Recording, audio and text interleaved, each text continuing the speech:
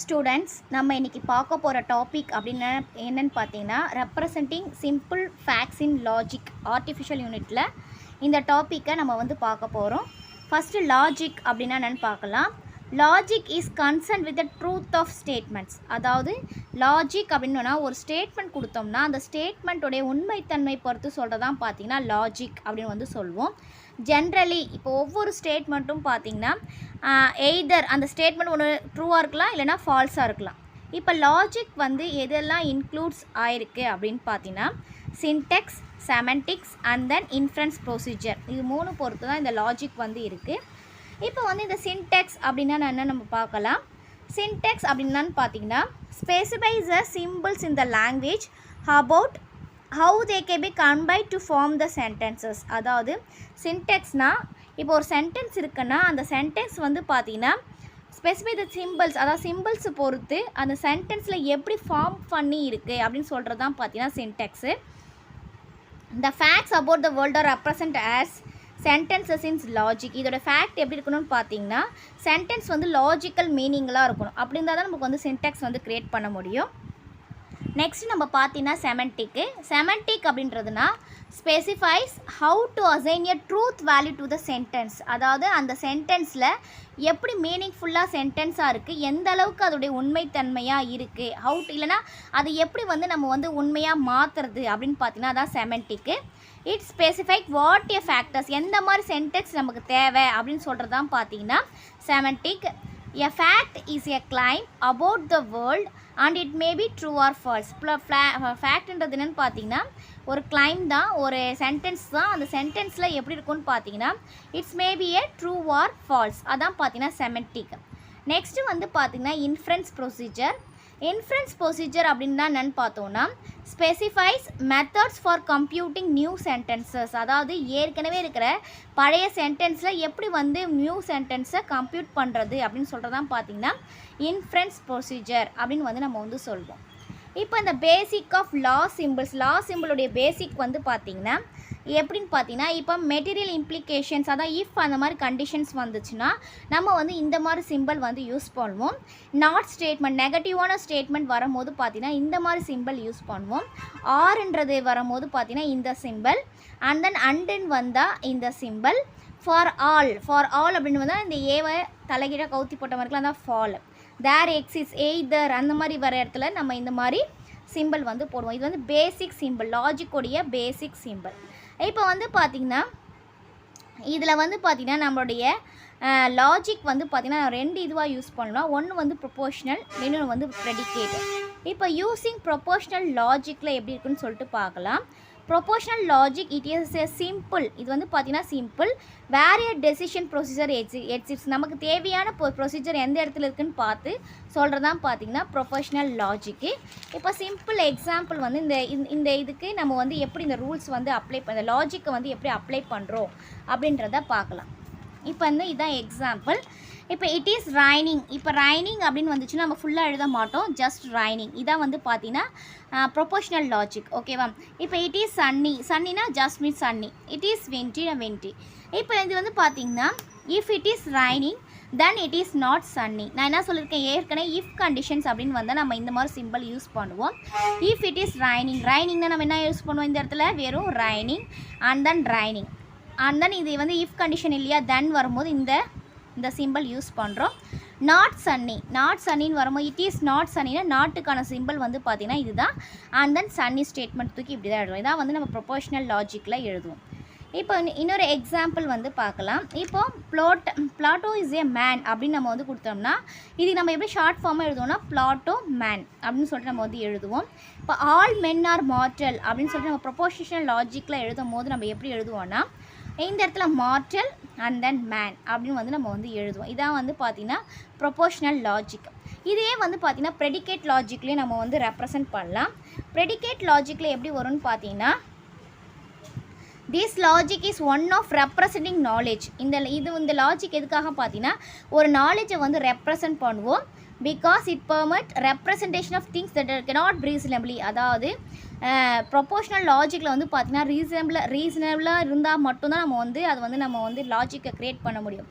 ஆனால் ப்ரெடிகேட் அப்படி இல்லை. அந்த ரீசன் இருந்தாலும் சரி இல்லைனாலும் சரி அந்த நாலேஜை பேஸ் பண்ணி நம்ம நாலேஜை வந்து ப்ரெடிகேட் பண்ணிடலாம். ஓகேவா, ஃபேக்டை வந்து ப்ரெடிகேட் பண்ணிடலாம். If you use logical statement as a way of representing knowledge, then we have the good way reasoning. இப்போ வந்து ஒரு லாஜிக்கல் ஸ்டேட்மெண்ட்டை நம்ம நாலேஜ் ரெப்ரசன்ட் பண்ணி நம்ம எழுதுகிறோம்னா அதுக்கு வந்து பார்த்தீங்கன்னா இட்ஸ் a good way எதுன்னு பார்த்தீங்கன்னா இந்த ப்ரெடிகேட் லாஜிக் தான் வந்து நமக்கு வந்து கரெக்டாக இருக்கும். இப்போ வந்து ப்ரொபோஷனல் லாஜிக்கில் நம்ம வந்து பார்த்திங்கன்னா determining the validity of a propositional logic is easy. அதாவது நம்ம லாஜிக் எழுதுறது ஈஸி, ஆனால் அந்த காம்படிஷனல்னால் அதை மீனிங்ஃபுல்லாக கொண்டு வரது நமக்கு வந்து ஹார்டாக இருக்கும். ப்ரெடிகேட் நாலேஜ் அப்படி இல்லை, ரீசனிங் இருந்தாவே பார்த்தீங்கன்னா அந்த நாலேஜுக்கானதை லாஜிக்கை நம்ம வந்து எழுதிடலாம். It provides a way of deducing new statement from old ones. அதாவது இந்த மூலிமா நம்ம ஓல்டு வச்சு நம்ம நியூ வந்து கொண்டு வந்துடலாம். இப்போ எக்ஸாம்பிள் வந்து பார்க்கலாம். இதான் வந்து பார்த்திங்கன்னா ப்ரெடிகேட் லாஜிக்கோடைய எக்ஸாம்பிள். இப்போ இந்த ஃபஸ்ட்டு எக்ஸாம்பிள் பாருங்கள். இதெல்லாம் கண்டினியூஸான ஸ்டேட்மெண்ட்டு. ஓகேவா, மார்க்கஸ் வாஸ் எ மேன். மார்க்கஸ்ன்றது என்னது? Was a man. அவர் ஒரு மேன். இது வந்து பாஸ்ட் டென்ஸ் இல்லையா? பாஸ்ட் டென்ஸ் வரும்போது நம்ம எப்படி இந்த லாஜிக்கை ப்ரெடிகேட் பண்ணுவோம்னா இங்கே லாஸ்ட் சென்டென்ஸ் மேன் கொடுத்துட்டு அண்ட் தென் ஃபஸ்ட்டு எதுவோ அது வந்து ப்ராக்கெட்டில் நம்ம வந்து கொடுத்துருவோம். இந்த மாதிரி ஸ்டேட்மெண்ட்ஸ்னால் நம்ம வந்து பாஸ்ட் டென்ஸ் நம்ம இந்த லாஜிக்கை புரிஞ்சிக்கலாம். அதே மாதிரி பார்த்தீங்கன்னா மார்க்கஸ் வாஸ் எ பாமியன். இதுவும் பார்த்தீங்கன்னா it's also a past tense இது. அப்போது அந்த பாமியன் அப்படின்னு நம்ம போட்டுட்டு மார்க்கஸ் அப்படின்னு சொல்லிட்டு போடுறோம். இப்போ வந்து பார்த்திங்கன்னா ஆல் பாம்பியன் ஆர் ரோமான்ஸ். இங்கே ஆல்ன்றது நமக்கு என்ன பார்த்தோம்? இந்த மாதிரி சிம்பிள் இல்லையா? இப்போ எக்ஸ்ன்றதை வச்சுக்கலாம்.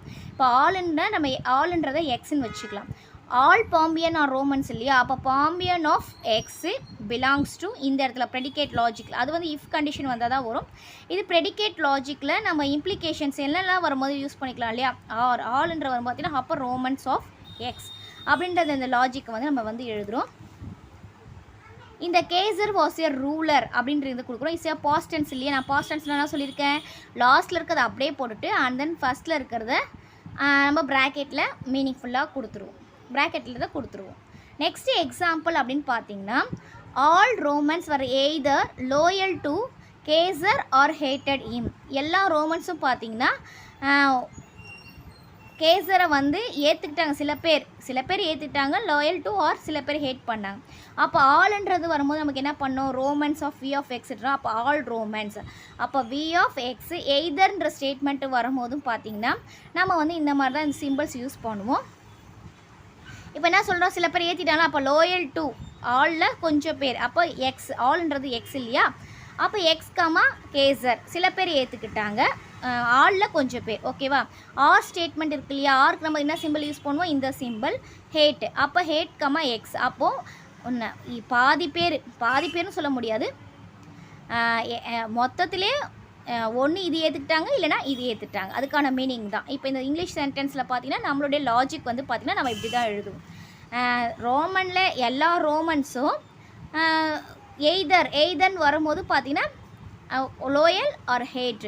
ஓகேவா, அப்போ ஆலில் வந்து கேசர் பாதி ஏற்றிட்டாங்க, ஹேட்டில் வந்து கேசர் பாதியை ஏற்றுக்கிறாங்க. ஓகேவா, நெக்ஸ்ட் ஸ்டேட்மெண்ட் வந்து பார்த்திங்கன்னா everyone is loyal to someone. இங்கே வந்து பார்த்தீங்கன்னா எந்த ஒரு மென்ஷனுமே இல்லை. It's a girl or men or anything, everyone and then someone. அப்போ it's also belongs to all. அப்போ நம்ம என்ன பண்ணுவோம்? V of x. ஓகேவா, V of x everyone either இது வந்து மென்னாகவும் இருக்கலாம் உமனாகவும் இருக்கலாம். அதனால் நம்ம என்ன பண்ணுறோன்னா இந்த சிம்பிள் கொடுக்குறோம். அப்போது எவ்ரி ஒன் எக்ஸும் சம் ஒன்னும் வந்து ஒயின்னு கொடுத்துட்டு loyal to of x comma y. X ஒன்னாமே some everyone or someone. ஓகேவா, அந்த பேலன்ஸில் நமக்கு வந்து இது மாதிரி வரும். நெக்ஸ்ட்டு வந்து பார்த்திங்கன்னா people only try to assassinate rulers they are not loyal to. People என்ன பண்ணாங்க? Only try to peoples try பண்ணாங்க கொலை பண்ணுறதுக்கு, ஆனால் அவனால் முடியல. அதான் இங்கே அர்த்தம். அசினேட்னா அதுதான். ரூலர்ஸை கொலை பண்ண பார்த்தாங்க, they are not loyal to, அவங்களால் பண்ண முடியல. ஓகேவா, அப்போ என்ன வருது இங்கே? இப்போ all of X all of Y. அப்போ இந்த இடத்துல ஏன் ஆல் ஆஃப் எக்ஸ்னா இங்கே பீப்புள்ஸ் வருது இல்லையா? அப்போ நம்ம இங்கே என்ன பண்ணோன்னா பீப்புள்ஸ் பர்சன் போட்டோமா, பர்சன் ஆர் பீப்புள், ஓகேவா. பீப்புள் ஆஃப் எக்ஸு, இது என்னது அண்டு ரூலர் ஆஃப் ஒய். இப்போ பீப்புளும் எக்ஸும் அண்டு ட்ரை அசினேட் என்ன பண்ணாங்க, பர்சன் வந்து ரூலரை கொலை பண்ண ட்ரை பண்ணாங்க. அப்போ பர்சன்றது எஸ், ரூலர்ன்றது ஒய். ட்ரை பண்ணாங்க எக்ஸ் கமா ஒய், ரெண்டு பேருமே ட்ரை பண்ணாங்க. ரூலரை இப்போ இது ட்ரை பண்ணாங்க. ஆனால் இஃப் கண்டிஷன்ஸில் இந்த இடத்துல தே ஆர் நாட் இல்லையா, அப்போ ஆனால் என்ன பண்ண முடியல, loyal to x comma y. எக்ஸ்ன்றது என்னது பர்சன் அண்ட் தென் ரூலர். ஆனால் அவங்களால முடியல, ட்ரை பண்ணாங்க ஆனால் முடியல. இங்கே வந்து பார்த்தீங்கன்னா இது எக்ஸு, பர்சன் ஆர் பீப்புள் இங்கே கொடுத்துக்கலாம், ரூலர்ன்றது ஒய். இப்போ இந்த மாதிரி தான் இந்த இடத்துல நம்ம லாஜிக் வந்து எழுதுகிறோம். நெக்ஸ்ட் ஸ்டேட்மெண்ட் வந்து பார்க்கலாம். Marcus try to assassinate Caesar. Marcus வந்து ட்ரை பண்ணார் சேசரை கொலை பண்ணுறதுக்கு. இது என்ன பண்ணலாம், இந்த ட்ரை அசினேட் நம்ம ஸ்ட்ரெயிட்டாக போட்டுடலாம். ஏன்னா இங்கே ரெண்டு ஸ்டேட்மெண்ட் இல்லை, ஒரு ஸ்டேட்மெண்ட்டாக தான் இருக்குது. மார்க்கஸ் கமா கேசர் அப்படின்னு சொல்லிட்டு நம்ம வந்து போட்டுடலாம். நெக்ஸ்ட் எக்ஸாம்பிள் அப்படின்னு பார்த்தீங்கன்னா, ஆல் மென் ஆர் பீப்புள். ஆல்ன்றப்போ நமக்கு இந்த மாதிரி சிம்பிள் வந்துடும். மேனே பிலாங்ஸ் டு பர்சன். இதுவும் ஆல் மென் ஆர் பர்சன் சொல்லிட்டு நம்ம இது எழுதிடும், ஓகேவா. அங்கே வாசனை வந்து இங்கே ஆல், இங்கே வந்து பார்த்தீங்கன்னா காமன் சென்ஸில் யூஸ் பண்ணுறதுனால நம்ம யூஸ் பண்ணுறோம். இப்போ வந்து பார்த்தீங்கன்னா 3 important issues to be addressed in this process. அதாவது நம்ம நம்மளுடைய இங்கிலீஷ் சென்டென்ஸ்லேருந்து நம்ம லாஜிக்கல் கன்வெர்ட் பண்ணுறதுக்கு பார்த்தீங்கன்னா சில ப்ராப்ளம்ஸ்லாம் வருது. அதில் 3 வந்து பார்க்கலாம். என்னென்ன ப்ராப்ளம்ஸ் அப்படின்னு பார்த்தோம்னா, அதாவது இங்கிலீஷ் சென்டென்ஸ் வந்து ஆம்பியஸ், அதாவது கரெக்டாக இல்லைனா, அந்த சென்டென்ஸ் கரெக்டாக இல்லைனா நம்மளுடைய இன்டர்ப்ரிட்டேஷன்ஸ், அது விளக்கம் கொடுக்குறது வந்து பார்த்திங்கன்னா டிஃபிகல்ட்டாக, நம்ம லாஜிக்கல் மூலிமா விளக்கம் கொடுக்குறது டிஃபிகல்ட்டாக இருக்கணும். அப்போ எப்படி இருக்கணும், நம்மளுடைய சென்டென்சஸ் வந்து நமக்கு வந்து கரெக்டாக இருந்தால் மட்டும்தான் நம்ம லாஜிக்கல் ரீசனிங் கொடுக்க முடியும். Next, there is often a choice of how to represent knowledge. அதாவது அந்த சென்டென்ஸ் எப்படி இருக்கணும்னா நம்ம நாலேஜ் ரெப்ரசன்ட் பண்ணுற மாதிரி அந்த சென்டென்ஸ் வந்து இருக்கணும்.